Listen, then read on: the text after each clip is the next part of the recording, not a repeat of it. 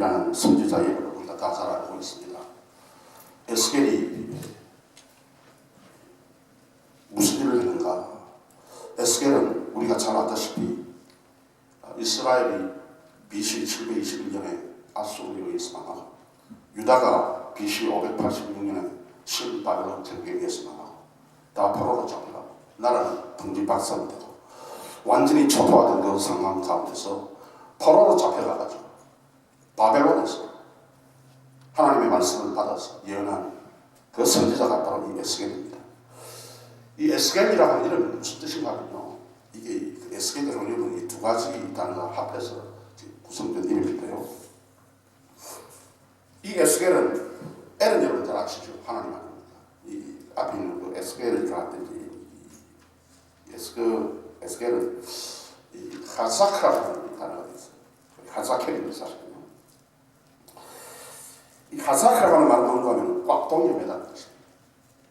움직이지 않도록, 다른 데 달아나지 않도록. 그래서 이 바늘을 가지고, 실을 가지고 떨어진 근육을 기울 때 to fatten, to bind tightly. 그래서 완전히 꿰매서 동여. 그것을 가르쳐서 이 하사크라고 합니다. 이 에스겔의 이름이 바로 이 하사크입니다. 그래서 하나님께서 to bind tightly, 확실하게 동여매겠다. 하나님께서 to fatten, 하나님께서 확실하게 꿰매어 두 조각을 완전히 하나로 붙이겠다 하는 그런 뜻이죠. 이사야 41장 9절 말씀에 내가 땅끝에서부터 너를 붙들며 할 때 이제 내가 땅끝에서부터 땅끝에 있는 너라도 내가 to fatten, to bind tightly 하겠다는 것이죠. 땅 모퉁이에서부터 너를 부르고 내게 이르기를 너는 나의 종이라 내가 너를 택하고 실어버리지 아니하였다 했노라. 멸망당한 이 이스라엘 백성, 하나님께서 땅끝에서부터라도 붙드시고 부르신다 그랬어요.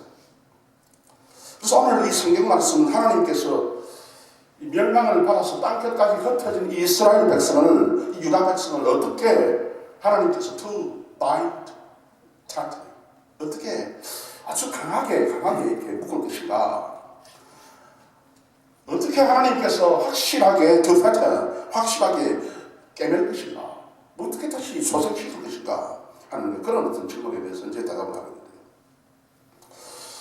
이 에스겔 37장 앞에서 보면은 하나님께서 이 무엇 때문에 이스라엘 백성이 이렇게 땅끝까지 흩어졌느냐 하는 그 비참한 상태에 대해서 이제 말씀을 하셔요.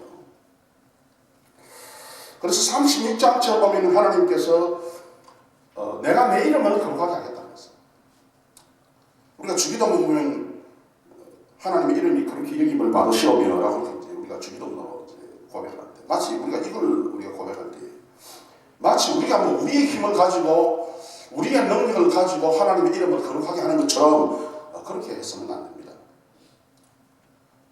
그래서 에스겔의 이제 이 말씀은 뭔가 하면, 내가 이방 가운데 열방 가운데서 너희가 더럽힌 내 여호와의 내 이름을 내가 거룩하게 한다고 했어요.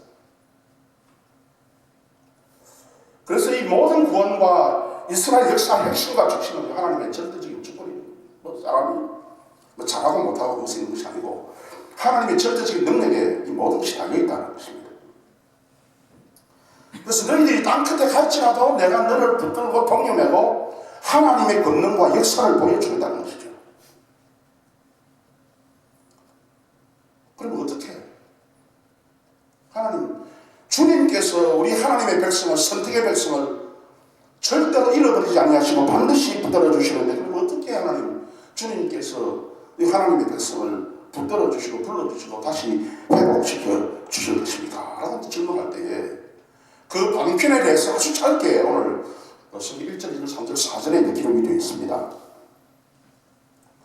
그래서 저는 오늘 에스겔 37장 1절에서 14절 말씀을 본문으로 삼았는데요. 특별히 1절에서부터 앞에 있는 부분 4절까지 제가 여러분에게 말씀을 드리도록 하겠습니다. 하나님께서 어떻게 이 유다와 이스라엘을 회복시켰는가, 어떻게 전부 다 이게 흩어져 버리고 이 뼈처럼 된 이 하나님께서 살릴 것인가? 첫 번째 여러분께서 2절 말씀을 보시면 이렇게 말씀하고 있습니다. 그 나를 그 뼈 사방으로 지나게 하시고 번쩍 그 골짜기 지면에 뼈가 심이 많고 아주 말랐더라. 그렇게 말씀합니다. 첫 번째 뭔가면 이 이스라엘이 유다가 살 수 있는 첫 번째 방법은 뭐냐? 이 선지자같이 깨어져 있는 사람, 깨어있는 사람이, 영적으로 열린 사람이 이스라엘을, 유다를 어떻게 보아야 되는 것입니다. 하나님과 영적 관계가 단절된, 그래서 전부 다 흩어져 버린 이 상황을, 이 백성들을 우리가 어떻게 간주할 것인가? 하나님의 말씀과 은혜가 영적 관계 단절로 말미암아서 중단된 이 사람들을 어떻게 우리가 간주할 것인가? 그래서 2절 말씀에 하나님께서 에스겔을 보내가지고 너는 그 뼈가 말라서 완전히 이제 바짝 말한 그 뼈가 있는 골짜기, 그걸 말하는 것이죠. 즉 뭔가 하면 이와 같은 사람들을 산자가 아니라 죽은 자로 간주하라는 것입니다. 그래서 2절 말씀은요, 우리가 사람을 볼 때에 저 산자로 볼 것인가 죽은 자로 볼 것인가 너희들이 알아서 판단을 한번 해보라는 것입니다. 이스라엘 백성들은요, 물론 뭐 살아서 움직이고 있습니다. 농사도 짓고 뭐 밥도 먹고 여러 가지 활동을 하고 있습니다. 그럼에도 불구하고 하나님께서는 저를 뼈로 바라보라는 거죠. 이스라엘 백성이 물론 육이 있습니다. 혼이 있습니다. 즉 지정이가 있습니다. 그럼에도 불구하고 하나님께서는 이 이스라엘 백성들이 한결같이 죽었다. 그래서 하나님께서는 에스겔에게 그 사람을 바라보는 중요한 원리를 가르치고 있습니다. 많은 그 선지자들 혹은 뭐 사도들 혹은 그 목사들 교회를 위해서 일하는 많은 사역자들이 실수하는 실수 가운데 하나가 이 사람들을 만날 때에 이 정확하게 분별해야 돼요. 전부 다 산자라고 바라본다는 것이죠. 하나님께서는 에스겔을 골짜기로 보내가지고 에스겔아, 너가 지금 어디 있느냐? 지금 너가 서 있는 곳은 다 죽은 자들이 있는 곳이다. 살아서 움직이는 사람이 어디 있느냐? 밥 먹고 움직이고 하지만 그러나 다 죽은 자들이다.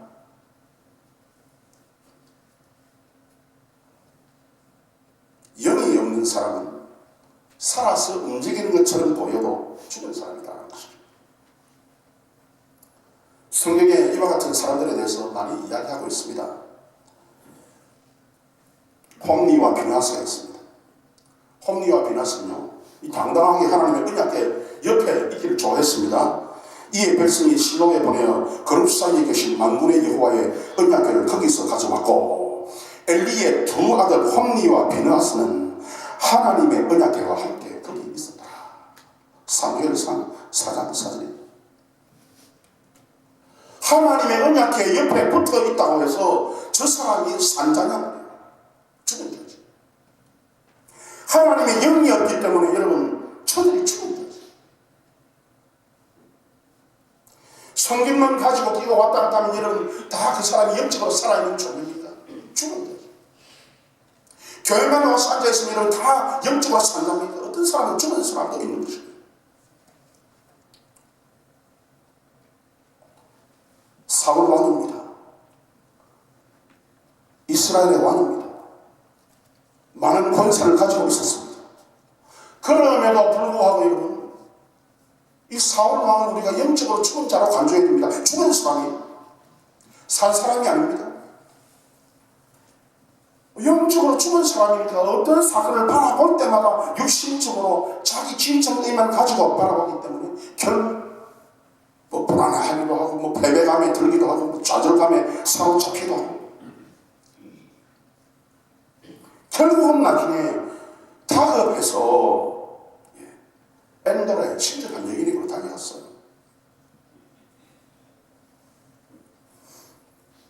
니고데모가 있습니다. 니고데모는 하나님의 그 언약의 그 공동체, 이스라엘 사람입니다. 구원에 대해서 이야기를 많이 들었습니다. 그러나 이 니고데모는요, 그 구원의 원리와 핵심을 전혀 모릅니다. 그래, 너가 하늘나라 가고 싶으면 물과 성령으로 간다. 중생의 교리에 대해서 예수님께서 말씀했을 때 이게 도대체 무슨 말씀인가 전혀 모르고 있습니다.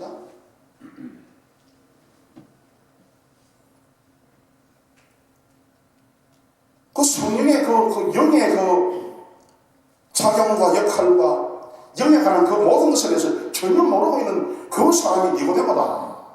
백성을 인도하는 선생의 자리에 올라가가지고 백성을 인도하고 있으니 과연 될 법이나 할 말인가.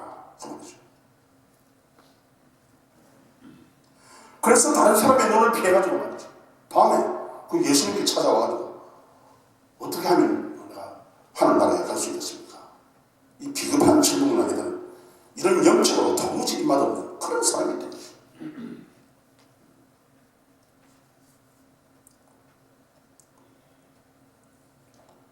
잎사귀가 무성한 무화과 나무를 우리 예수님께서 저주해버렸습니다. 겉은 보니까 번지런한데 진짜 있어야 될 그 열매가 없으니까 예수님께서 이 무화과 나무를 저주해버렸습니다. 죽었다는 거예요. 4대 교회가 있습니다.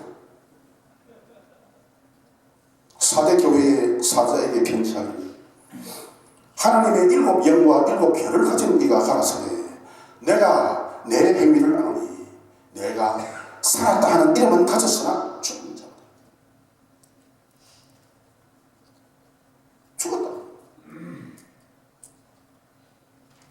여러분은 한결같이 한 사람도 제외도 없이 영적으로 살아있는 거룩한 주의 백성이 되기를 주의 이름으로 축원합니다. 그래서 오늘 하나님께서는 이 에스겔을 그 바짝 마른 그 뼈에 골짜기로 데려가가지고 그걸 보게 하고 하나님께서 이 에스겔에게 이것을 통해서 이전에 있는 그 마른 뼈를 보면서 하시는 말씀이 있어요. 메시지가 있어요.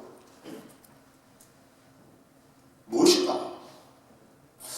죽은 자의 얼굴을 너는 무서워하지 마라. 그 육과 혼만 살아가지고 움직이는 그런 사람들이 뭐 화내고 뭐 저주하고 뭐 기분 나쁜 이야기하고 뭐 드는 건 갈 때 절대 그런 사람들 두려워하지 마라.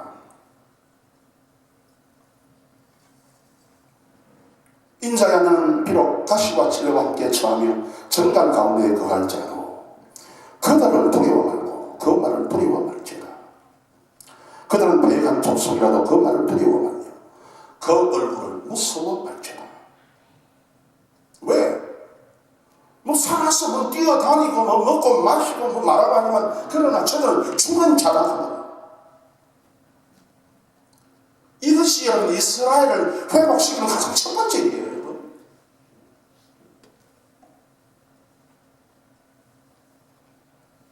너를 치료하는 천만이 두려워져. 시편 3편 6절에 너는 사람의 얼굴을 무시하지 마라. 신명기 1장 17절에 말씀. 너는 그래서 그냥 몸만 움직이고 그냥 혼만 가지고 있어서 지성이 가지고 그냥 인간적으로 생각하는 그런 종류의 사람들을 그거 두려워하지 마라. 민수기 14장 9절에 말씀. 그 가나안 족속을 두려워하지 마라.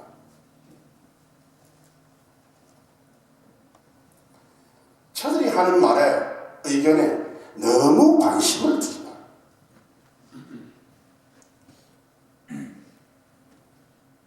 뭐 그 하는 이야기에 뭐 사람들이 그 기가 죽어가지고 하나님의 영적인 백성이 그렇게 사는 것이 아니다 하는 것이죠.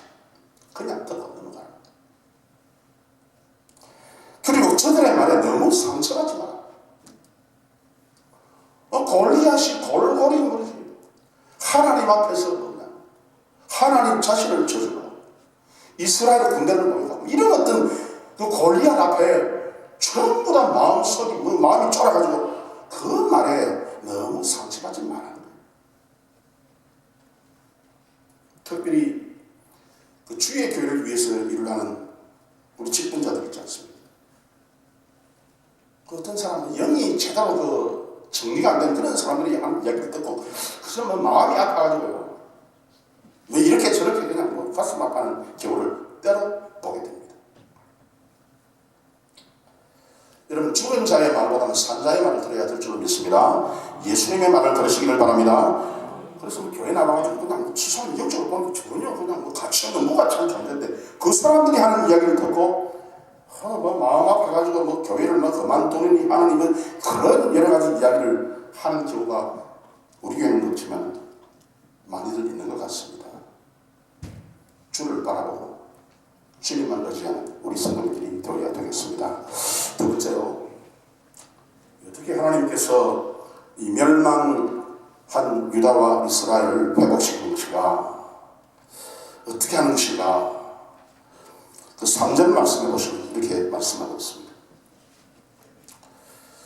그가 여기 이르시되 인자야 이 뼈들이 능히 살겠느냐 하시기로 내가 대답하되 주 여호와여 주께서 하시나이다.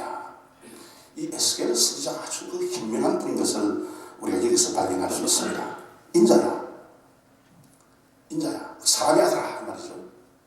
그 사람의 아들아, 너가 영이 빠져버렸으면 너가 육적인 눈과 너의 지정의 눈을 가지고 이 뼈들을 바라볼 때에 이 뼈들이 능히 살겠느냐 하라는 거죠. 여러분, 삽니까? 뼈가 삽니까?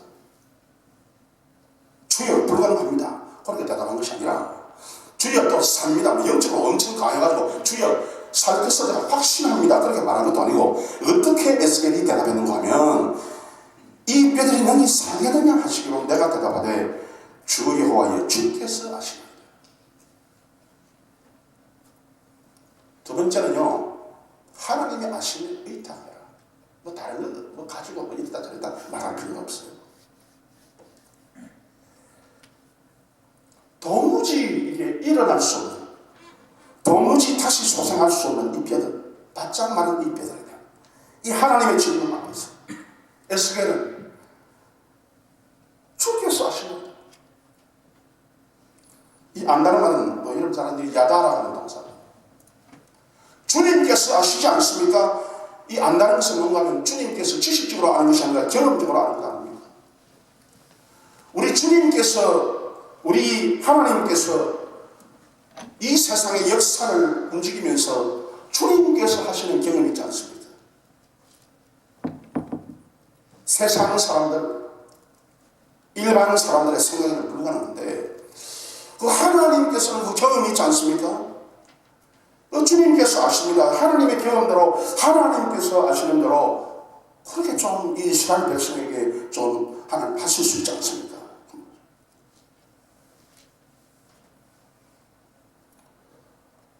그래서 이 하나님은요, 주께서 아십니다. 그래서 주는 뭡니까? 여호와다. 이 하야 하시는 분이 아시지 않습니까? 없는 것도 있게 하시고 죽은 것도 살리고 없는 길도 열어서 만드시고 막힌 것도 뚫으시는 그 하야의 하나님, 그분이 경험하지 않았습니까? 하나님께서 하야 아니십니까? 하나님께서 여호와 아니십니까? 여호와라고 하는 이름도 모르는 그런 참 이 기독교인이 엄청 넘쳐나는 이 시대에 여러분은 참으로 여호와 하나님 이름을 의지하시는 분이 되기를 주의 이름으로 축원합니다. 죽은 것도 살리시는 하나님의 경험이 무엇인가? 아브라함과 사레가 갈대 우리에서 나왔습니다. 그리고 하나님께서는 아브라함과 사레에게 얘기했습니다. 아브라함, 너 아브라함이라 하지 마라. 너 아버지가 뭐냐? 바꿔라. 뭐라고 하고? 아브라함이라. 열국의 아버지라. 사람이 언니라지 마라. 사라라. 열국의 언니라. 여러분, 도무지 있을 수 없는, 사람으로서는 생각하기가 불가능한 그와 같은 이 경험을 하나님께서 명령을 했습니다. 지금 자기 자녀도 없는 그 주제에 어떻게 하나님, 내가 아브라함이라고, 내가 어떻게 사라라고 합니까?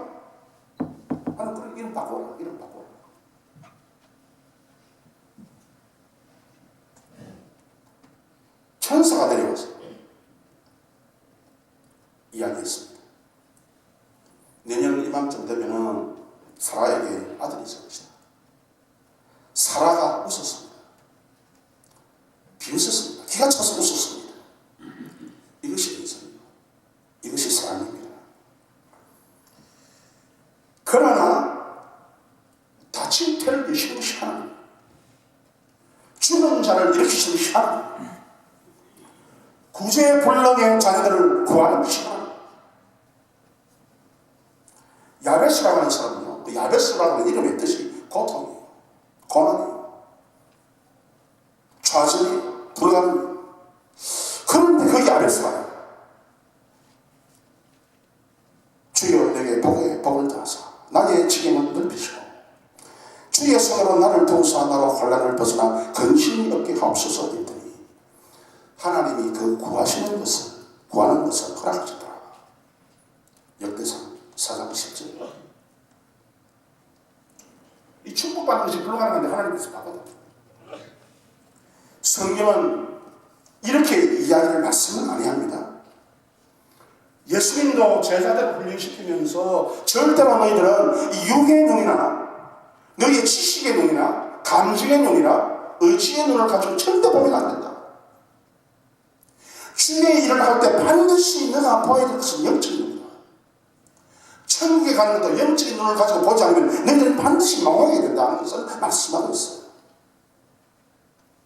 빌립의 문에서 보면 이 5,000명을 먹이는데 그 200데나리온의 돈으로도 불가능합니다. 아주 빠른 계산에 명석한 머리를 지니고 있었던 빌립이었습니다. 그러나 이거 가지고 안 됩니다. 이건 영적인 일은 그것으로 계산할 수 없습니다. 영적인 일은 컴퓨터나 주상 가지고 안 됩니다. 영의 눈을 열어야 주의 일을 할 수 있습니다.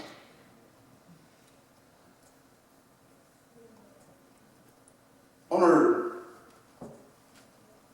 에스겔은요, 하나님께서 저 원방에 있는 이스라엘 백성이라 할지라도 하나님께서 불러서 기워서 동여매서 하나님의 구원의 바늘에 다시 집어넣으시고 다시 소생시키시는 그 하나님께서 내가 볼 때는 참 불가능한 것이 보여도 그러나 하나님은 경험이지 않습니다. 주께서 아시는 거예요. 주님의 경험으로 그것을 하실 수 있지 않습니다.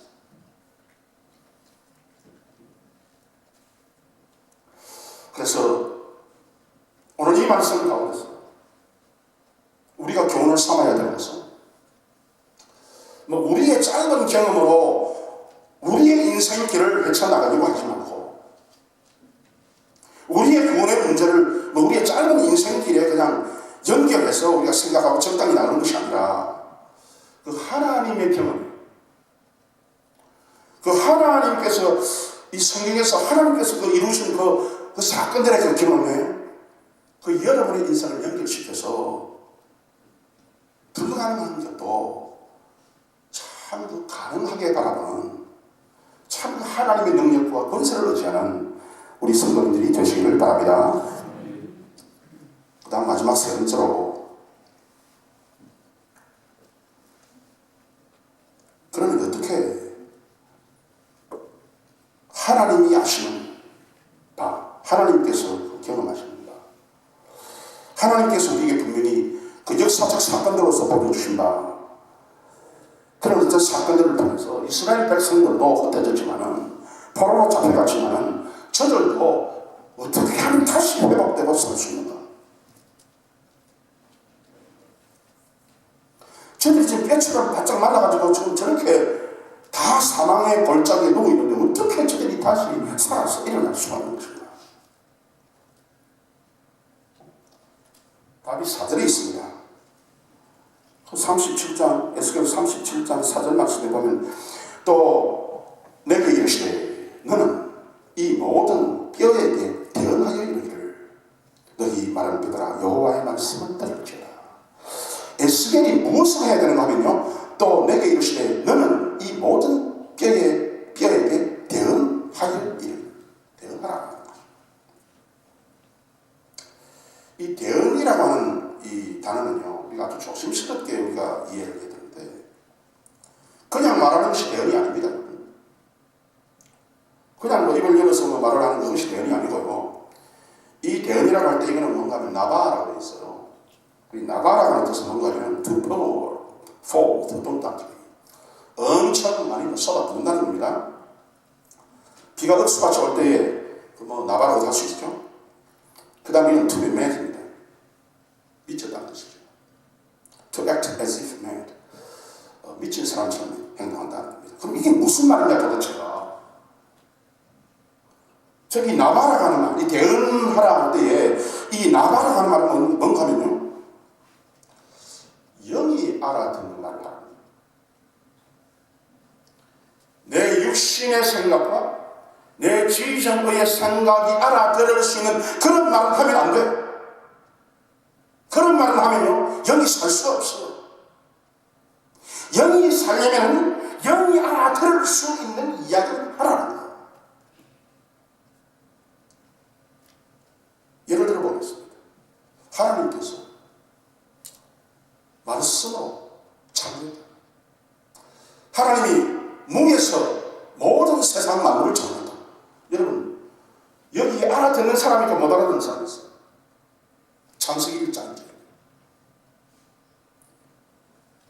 알아들으시는 분은 아멘 하십시오. 예. 이게 무슨 말인가 하면요. 이게 그냥 육신적인 눈을 가지고 이 과학과 지식의 눈을 가지고 보면 이게 안 보여요. 절대 이게 이해가 안 되게 돼 있어요. 야, 저 선지자가 서서 이야기를 하는 거 보니까 이 세상 모든 만물이 그 하나님의 능력으로 하나님의 측정으로 창조됐다고 이야기하니까 못 알아듣는 사람이 많은 거야. 예수님이 그 처녀, 동정녀, 마리아의 몸에서 알아듣는 사람은 알아듣는. 그래서 설교자들이 이렇게 설교하는 사람이 많아요. 아, 이거 참 알아듣기 힘든 말인데 뭐 이렇게 되고 저렇게 되고 뭐 여러 가지 많이 비비꼬아 가지고 이야기할 필요가 없다는 거예요. 그래서 이건 뭐 역사적인 사건은 아니고 뭐 역사적인 것은 아니고 뭐 과학적으로는 아닌데 그냥 이건 뭐 어떡하죠? 쓸데없는 그런 설교를 하지 말아요. 설교자는 뭐 유희 알아들을 만한 것, 그 다음에 또 지식적인 사람이 알아들 그까지 설교하는 게 아니다. 예수님께서 물리로 걸어갔다더라. 예수님께서 물리로 걸어갔다. 이 복음의 말씀 앞에서 여러분 우리가 좌절할 필요도 없고 뭐 그냥 설명할 필요도 없고 그냥 이건 나봐 하면 돼. 그래서 이 대언이라고 할 때는 이건 선지자가 하는 그 말씀, 그 예언, 그 영적으로 눈이 열려서 영의 눈이 열려서 영적으로 퍼붓는 영적으로 참 소나기 같이 그렇게 앞으로 터져나오는 말씀. 그래서 육의 사람들은요, 그 혼의 사람들은요, 저 사람 정신 나갔네 라고 생각할 수 있는 정도의 그런 어떤 이야기를 그렇게 들려야 된다고 말해요. 그것을 뼈에게 이야기한다. 뼈에게 그 이야기를 해야지. 뼈에게 그 뼈의 상황에 맞춰가지고 육적으로 맞춘다고 해서 맞춰지는 것이 절대 아니다는 겁니다. 그래서 선지자들은요, 사도들은요, 그 미쳤다는 이야기를 많이 들었어요. 그 전목사도 미쳤다는 그런 이야기를 많이 들었어요. 그래서 성경적으로는 그게 정상이야. 그게 미친다는 거. 사도 바울이 베스도에 잡혀갔어요. 왕입니다. 그래, 너가 지금 이야기하는 그 이야기를 무슨 한번 이야기해봐. 그러니까 베드로가 구약에서부터 선지자의 시편 등등의 쫙 말씀을 하고 그 다음에 그래서 예수님께서 우리의 주님이시고 이 예수님께서 십자가에 못 박혀 돌아가시고 우리를 위해서 죄를 담당하시고 부활했다. 그 복음을 전하는 거예요. 그러니까 이 베스도가 뭘 했는가 하면은 사도행전 26장 24절 말씀해 보니까 베스도가 크게 소리가 나서 뭐 크게 소리가 나서 바울아 바울아 내가 미쳤도다. 미쳤다. 내 많은 학문이 너를 미치게 한다. 바울이 가로되 사도행전 26장 25절 베스도 각하여 내가 미친 것이 아니요 참되고 정신 차린 말을 하나이다. 내가 안 미쳤습니다.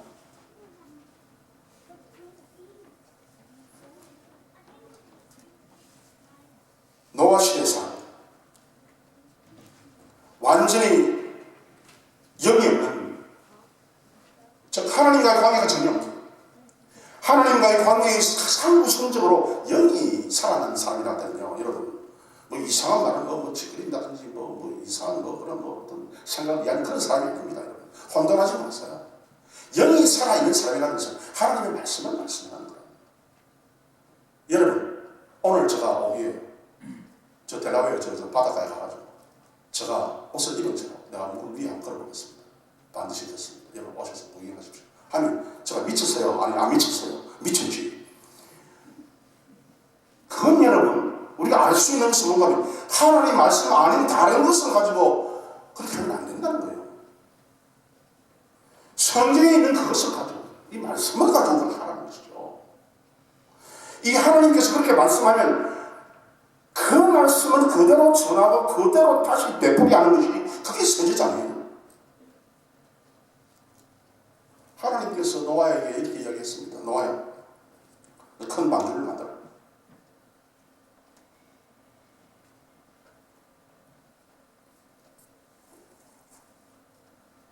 큰 방주를 만들어라.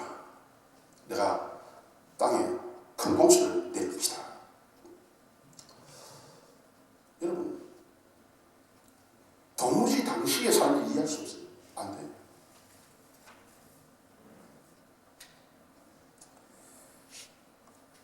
여러분, 그러나 여러분, 우리가 하나님의 말씀으로 이게 영의 눈을 가졌다. 영이 열다는 것은 무슨 말인가 하면 여러분, 나의 어떤 영적인 부분이 나의 인격체, 나의 한 인격체 속에 있는 세 부분, 영과 혼과 육 가운데 그 영의 부분에 눈이 열려가지고 내가 이상한 것을 보고 한다. 물론 그럴 수 있지만요, 그게 아닙니다. 가장 근본적으로 영의 눈이 열렸다는 것은 성경이 열리는 거예요, 여러분. 말씀이 열리는 거라니까. 이 말씀으로 완전히 닫혀 있는데 내가 희한한 걸 본다. 그게 주의 영적인 사람이 전혀 아닙니다. 여러분, 오해하지 마시길 바랍니다.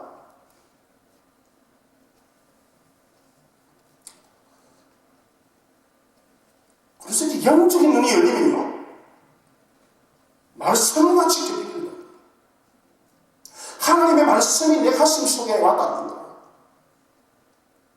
하나님의 말씀이 말씀하는 것이 이게 진인 줄 깨닫게 됩니다. 이게 영이 열리는 사람이에요.